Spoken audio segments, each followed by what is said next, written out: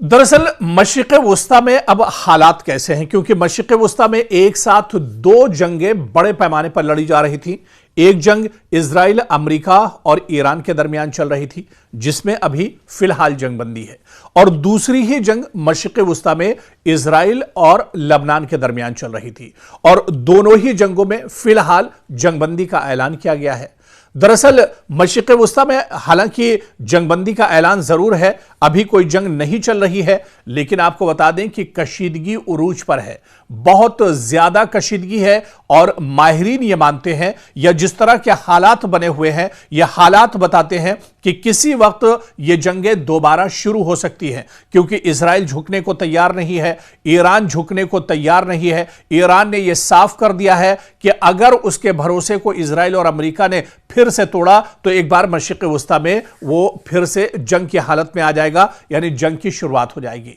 तो मशरिक़ वस्ता में दरअसल इस वक्त आप देखिए कि अमेरिका और ईरान और इजराइल के दरमियान जंग जारी है, और इसकी जो जंगबंदी हुई है वो दरअसल 8 अप्रैल को इजराइल, अमेरिका और ईरान के दरमियान जंगबंदी हुई है। 14 दिनों की यानी 2 हफ्तों की यह जंगबंदी है, जो 22 अप्रैल को इसकी जो तारीख है वो खत्म हो रही है, यानी डेडलाइन वो 22 तारीख है। 8 अप्रैल को जंगबंदी का ऐलान हुआ था, 2 हफ्तों की जंगबंदी का ऐलान किया गया था, यानी 2 हफ्तों तक कोई मुल्क एक दूसरे पर हमले नहीं करेंगे, और 22 अप्रैल को यह दरअसल जंगबंदी की तारीख खत्म हो रही है। इस बीच अमेरिकी सदर डोनाल्ड ट्रंप के मुताबिक यह मुआहदा इस शर्त पर हुआ है कि अबनाए हुर्मुज़ को दोबारा खोला जाएगा।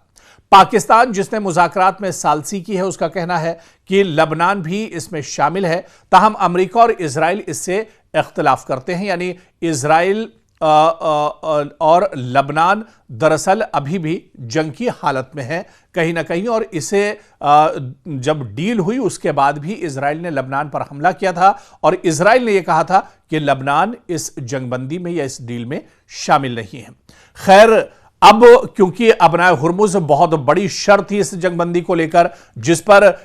ईरान ने एक बार फिर अबनाए हुर्मुज़ को बंद कर दिया है, अबनाए हुर्मुज़ को अपने कंट्रोल में ले लिया है। ऐसे में एक बार फिर से अमेरिका और ईरान के दरमियान ठन सकती है, और 22 अप्रैल को यह जंगबंदी की डील खत्म हो रही है, तारीख खत्म हो रही है। ऐसे में अब क्या एक बार फिर अमेरिका और ईरान के दरमियान यह जंग छिड़ जाएगी आने वाले दिनों में, यह देखना अहम होगा। उधर दूसरी जो जंग चल रही थी वो दरअसल इजराइल और लबनान के दरमियान चल रही थी, और इसकी जंगबंदी की शुरुआत दरअसल 16 अप्रैल को हुई थी। 10 दिनों की जंगबंदी का ऐलान किया गया था, और यह कहा गया था कि 16 से लेकर 26 अप्रैल तक जंगबंदी एक तरह से नाफिज रहेगी। दरअसल यह मुआहिदा दोनों ममालिक के दरमियान तय पाया, और अमेरिका ने इसका बाकायदा ऐलान किया था, यानी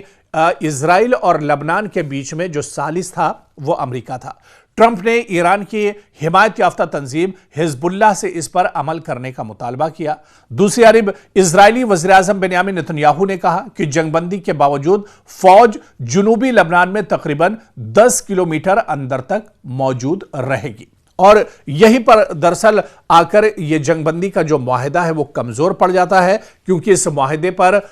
दरअसल इजराइल की नीयत साफ नहीं थी। बेंयामिन नेतन्याहू ये कह रहे थे कि एक तरफ जंगबंदी की भी बात कह रहे थे, और दूसरी तरफ ये भी कह रहे थे कि लबनान के 10 किलोमीटर के अंदर तक उनकी फौज मौजूद रहेगी। हालांकि हिजबुल्लाह इस डील को मानने के लिए तैयार नहीं है। हिजबुल्लाह मुजाहिदीन को यह पता है कि इजराइल हमेशा दरअसल धोखा देता है, उस पर भरोसा नहीं किया जा सकता है। इसे और